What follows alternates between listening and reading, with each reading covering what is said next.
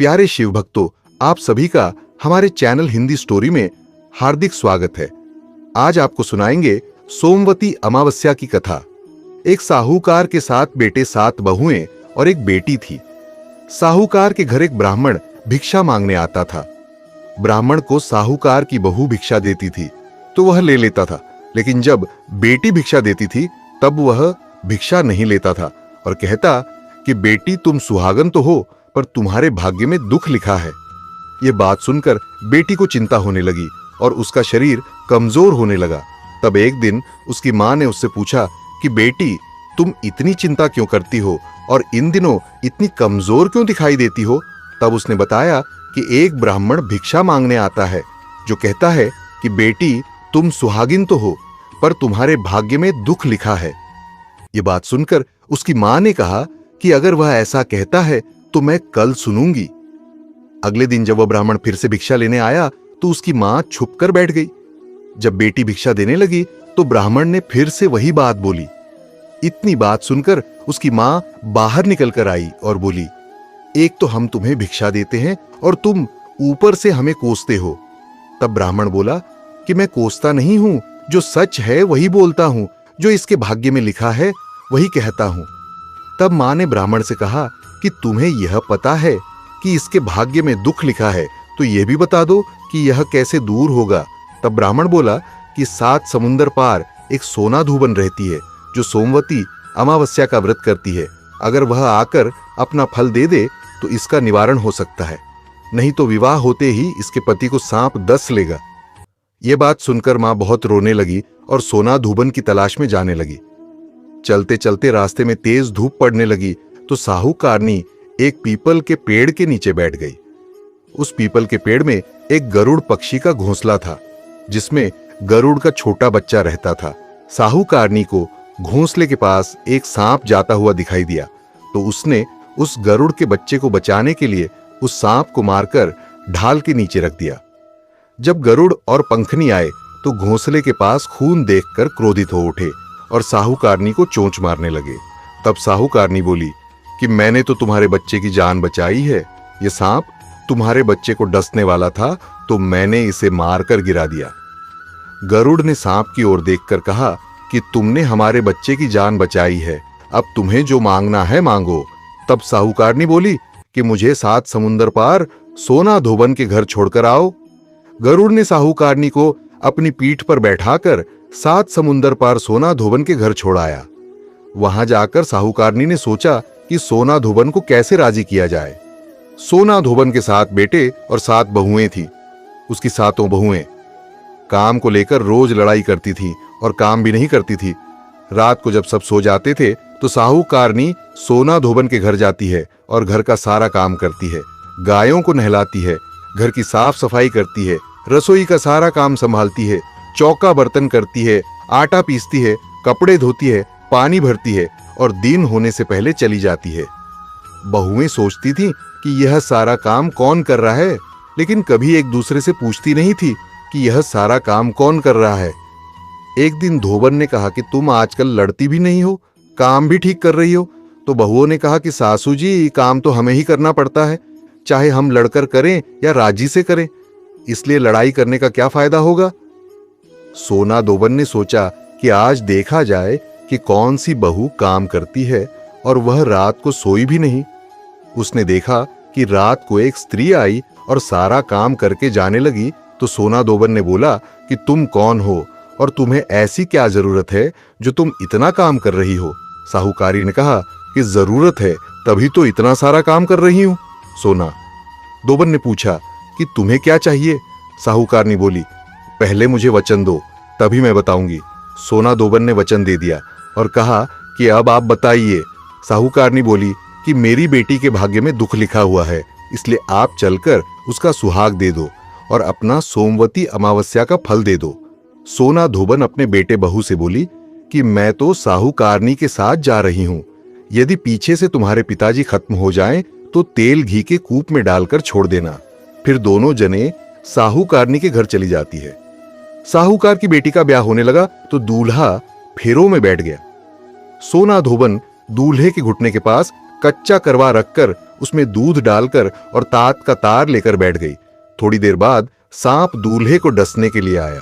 सोना धोबन ने करवा आगे रखा और तार से बांध दिया, लेकिन दूल्हा डर के मारे मर गया।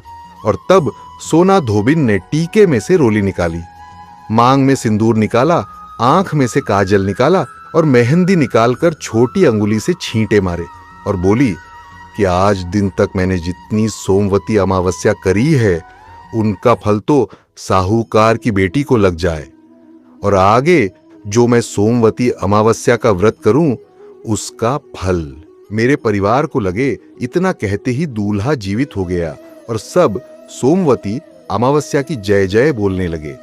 सोना धोबन वापस जाने लगी।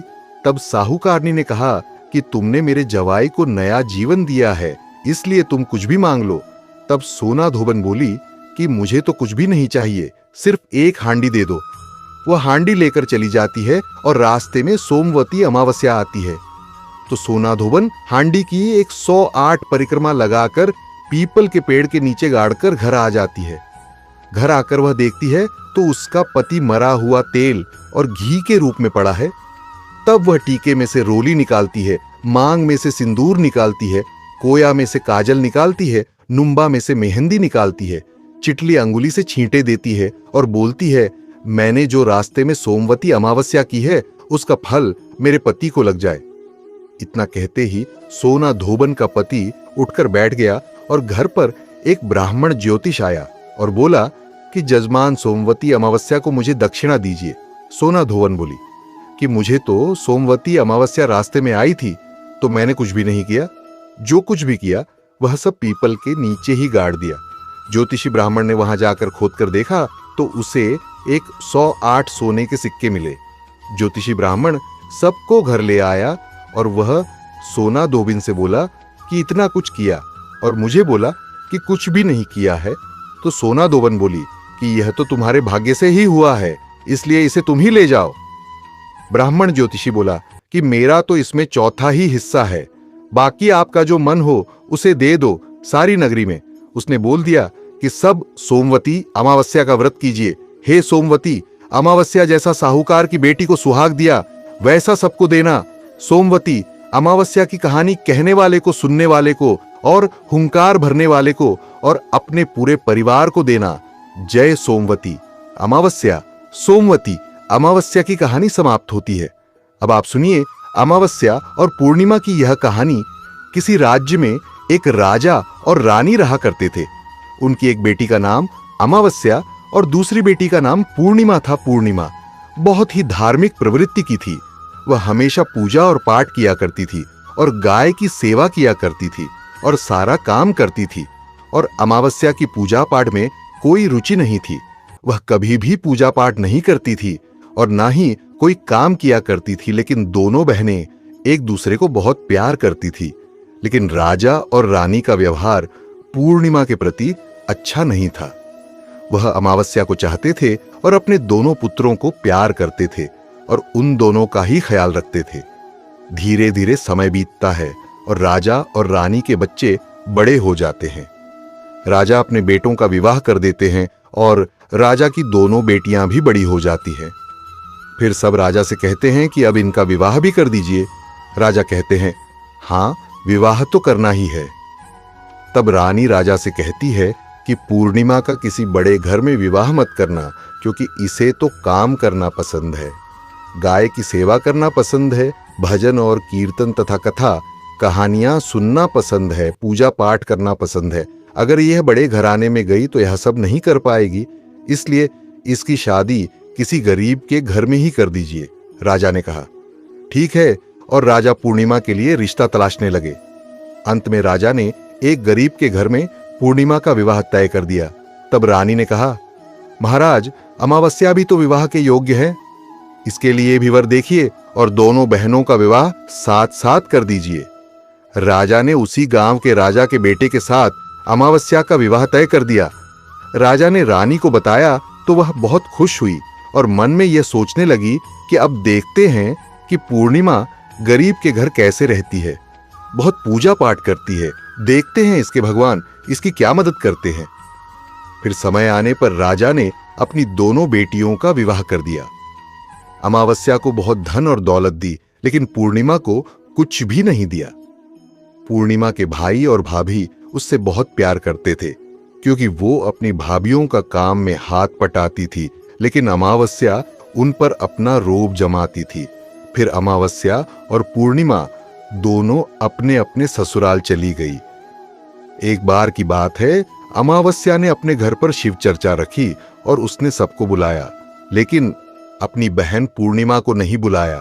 तब पूर्णिमा अपने दरवाजे पर बैठी थी, तो गांव की औरतों ने कहा कि तुम्हारी बहन के घर शिव चर्चा है, तुम नहीं जाओगी। तब पूर्णिमा ने कहा, नहीं, मैं नहीं जा रही, क्योंकि मेरी बहन ने मुझे नहीं बुलाया, तो मैं कैसे जा सकती हूं।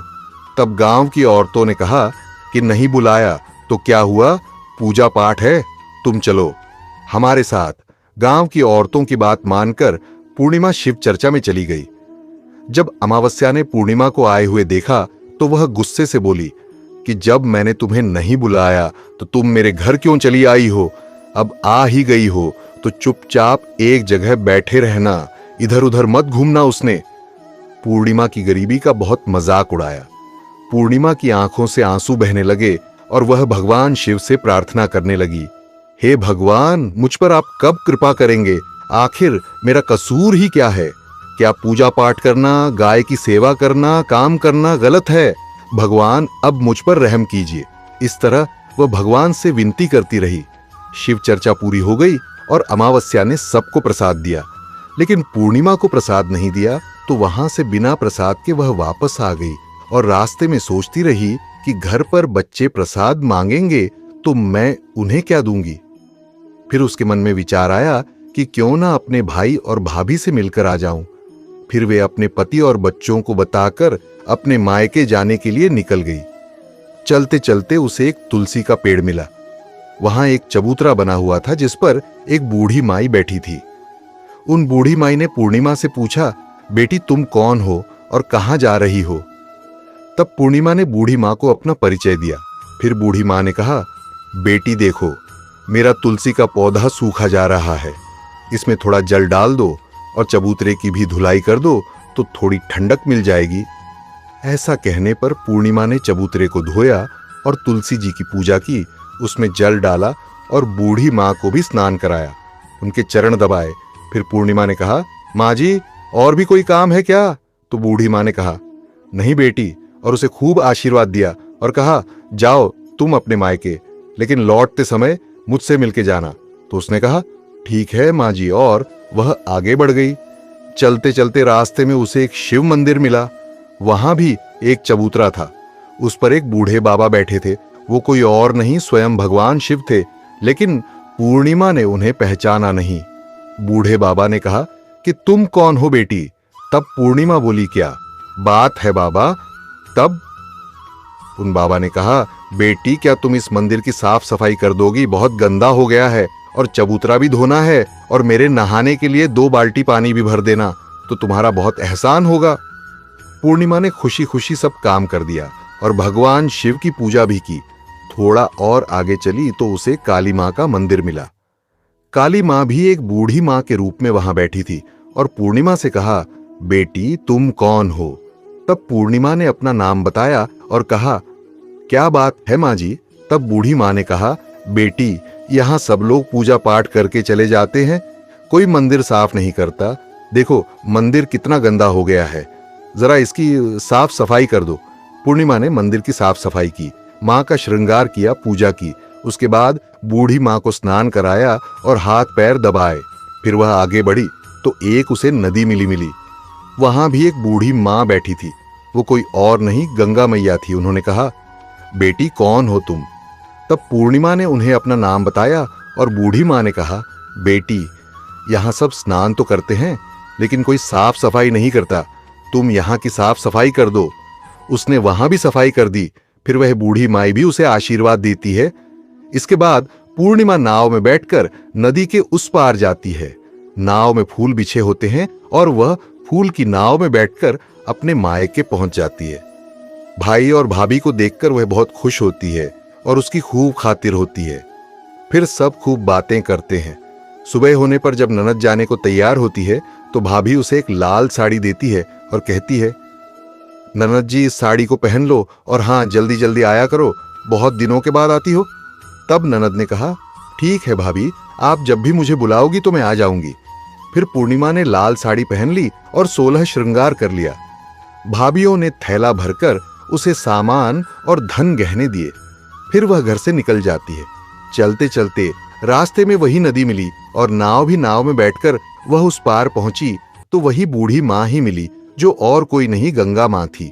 उन्होंने कहा, आ गई बेटी अपने मायके से। तब पूर्णिमा ने कहा, हाँ माँ जी। तब बूढ़ी माँ ने एक थैला दिया और कहा, इसे ले जाओ, मैं कहाँ रखूंगी, ये बहुत भारी है और इसे रास्ते में खोलना मत, घर जाकर ही इसे खोलना। तब पूर्णिमा ने कहा, ठीक है माँ जी। और वह वहां से जल्दी ही आगे चली तो काली माँ का मंदिर मिला। वहां भी बूढ़ी माँ बैठी थी। उन्होंने भी उसको एक थैला दिया। अब उसके पास 3 थैले हो गए। फिर कुछ और आगे बढ़ी तो उसे मंदिर मिला। वहां भगवान बूढ़े बाबा के रूप में बैठे थे। उन्होंने भी उसे एक थैला दिया। वो लेकर पूर्णिमा आगे बढ़ी तो तुलसी माँ मिली। उन्होंने भी उसे एक थैला दे दिया। अब पूर्णिमा अपने घर पहुंच गई और वह 5 थैले खोलने लगी। सबसे पहले उसने अपने मायके का थैला खोला। उसमें खाने पीने की चीजें थी, कपड़े और गहने थे। उसने खाने की चीजें और कपड़े अपने बच्चों को दिए तो बच्चे उन कपड़ों को पहनकर बहुत खुश हुए। दूसरा थैला जो गंगा माँ ने दिया था उसे खोला तो उसमें सोना चांदी भरा था। तीसरा थैला जो काली माँ ने दिया था उसमें 16 श्रृंगार भरा था। चौथा थैला जो भगवान शिव का था उसमें सब खुशियां थी, धन संपत्ति सब कुछ था। 5वां थैला तुलसी माँ का जब उसने खोला तो उसमें चावल गेहूं सब भरा हुआ था। अब पूर्णिमा के घर किसी प्रकार की कोई कमी नहीं थी। धन संपत्ति, अन्न धन भंडार, उससे उसका घर पूरा भर गया। पूर्णिमा खुशी खुशी रहने लगी। एक दिन पूर्णिमा ने सोचा, क्यों ना मैं भी शिव चर्चा करवाऊं। फिर पूर्णिमा ने शिव चर्चा रखी तो उसने सबको बुलाया। वह अपनी बहन के घर भी बुलावा देने के लिए गई। जब अमावस्या अपनी बहन के घर चर्चा में आई तो वह धन और दौलत देखकर आश्चर्यचकित में रह गई। फिर अमावस्या ने पूछा कि तुम्हारे घर में इतना धन दौलत कैसे हो गया। तब पूर्णिमा ने कहा, देखो बहन, तुमने चर्चा रखी और मुझे नहीं बुलाया, फिर भी मैं बिना बुलाए तुम्हारे घर गई और तुमने मुझे प्रसाद भी नहीं दिया। फिर तुम्हारे घर से आने के बाद मैं मायके चली गई। फिर सब बात उसने अमावस्या को बता दी। अमावस्या ने कहा कि मैं भी जाऊंगी मायके, तुम भी मुझे डांटो और मुझे प्रसाद मत दो। लेकिन पूर्णिमा ने कहा कि भगवान का प्रसाद है, ये तो मैं सबको दूंगी। लेकिन अमावस्या ने प्रसाद नहीं लिया और अपने घर जाकर बच्चों से कहकर अपने मायके के लिए चल दी। चलते चलते उसे तुलसी माँ मिली। उन्होंने कहा, बेटी यह चबूतरा धो दो और तुलसी में पानी डाल दो। तो अमावस्या कहती है, बुढ़िया मैंने इतनी महंगी साड़ी पहन रखी है, ये गंदी हो जाएगी, मैं कुछ नहीं करूंगी। आगे चलकर उसे भगवान शिवजी मिले तो उनसे भी उसने ऐसा ही कह दिया। उसे काली माँ मिली तो उनसे भी उसने वही कहा। फिर गंगा मैया मिली तो उनसे भी अमावस्या ने यही कहा। फिर नाव में बैठी तो नाव में उसे कांटे मिले जो उसके पैर में चुभ गए। फिर वह अपने मायके पहुंच गई। तब उनकी भाभीियों ने उसे देखा और कहा कि यह कहां से आ गई। अरे पूर्णिमा के पास तो कुछ नहीं था, इसलिए उसे सब कुछ दिया, लेकिन यह यहाँ क्यों आई है। कोई बात नहीं, अब आ ही गई है तो बैठो, ये तो कुछ काम करवाएगी नहीं बेचारी। पूर्णिमा तो सारा काम करवाती है। अमावस्या खाना खाकर सो गई। सुबह हुई तो अमावस्या ने कहा, भाभी हम जा रहे हैं। तो भाभी ने कहा, ठीक है। तब अमावस्या ने कहा, भाभी पूर्णिमा को तो आपने थैला दिया, मुझे कुछ नहीं दिया। तो भाभी ने कहा, जाओ तुम्हारे घर थैला पहुंच जाएगा। फिर अमावस्या चली तो गंगा मैया मिली। गंगा मैया ने कहा कि आ गई बेटी। तो उसने कहा, आपने पूर्णिमा को थैला दिया, मुझे कुछ नहीं दिया। तो गंगा मैया ने कहा, ठीक है जाओ बेटी, हम घर भिजवा देंगे। ऐसे ही काली माँ और भगवान शिव और तुलसी माता ने भी कह दिया। जब वह घर पहुंची तो उसके आंगन में 5 थैले रखे थे। तब अमावस्या उन 5 थैलों को खोलती है तो किसी में मिट्टी, किसी में पत्थर, किसी में सांप और बिच्छू थे। उसने अपना माथा पीट लिया और कहा, हे भगवान, हमें मायके में भी कुछ नहीं मिला और इधर भी कुछ नहीं मिला। फिर अमावस्या दौड़कर पूर्णिमा के पास जाती है और कहती है कि तुझे इतना सब कुछ मिला और मुझे कुछ भी नहीं मिला। तब पूर्णिमा ने कहा, मैं मायके जाती हूं तो भाभियों के साथ काम करवाती हूं, और तुमने तो भाभी की कभी मदद नहीं की, तो भाभी तुमको क्या देती? गंगा मां को तुमने ठुकरा दिया, शिवजी और काली मां और तुलसी मां सबको तुमने ठुकरा दिया, इसलिए भगवान ने तुम्हें कुछ भी नहीं दिया। तब अमावस्या कहती है, बहन मुझे माफ कर दो, मैंने सदा तुम पर अत्याचार किया है, लेकिन इसमें मेरा कोई कसूर नहीं था। मुझे भी बताओ, अभी मुझे नहीं मिला लेकिन मैं भक्ति से कर लूंगी। तो पूर्णिमा ने कहा कि बहन देखो, 3 सूत्र का ज्ञान ले लो। पहले सूत्र में दया मांगना, दूसरे सूत्र में चर्चा करना और तीसरे सूत्र में 108 बार ओम नमः शिवाय का जाप करना। बहन, भगवान ने जो 3 सूत्र दिए हैं वो प्रसाद के रूप में स्वीकार कर लेना और हृदय में बसाना। मैंने सच्चे मन से भगवान का पूजा पाठ किया, सबकी मदद की, सबका काम किया, इसलिए मुझे सब कुछ मिला और तुम्हारे पास जो भी था वह भी खत्म हो गया। तब अमावस्या अपने घर गई और वह पूजा पाठ करने लगी और भगवान शिव से माफी मांगने लगी। सभी प्रेम से बोलिए, भगवान शिव शंकर की जय, माता पार्वती जी की जय। आप सभी को आज की कथा पसंद आए तो वीडियो को लाइक करिएगा, शेयर करिएगा, कमेंट में भोलेनाथ जी की जय लिखिएगा और हिंदी स्टोरी चैनल को भी सब्सक्राइब करें। धन्यवाद। हर हर महादेव।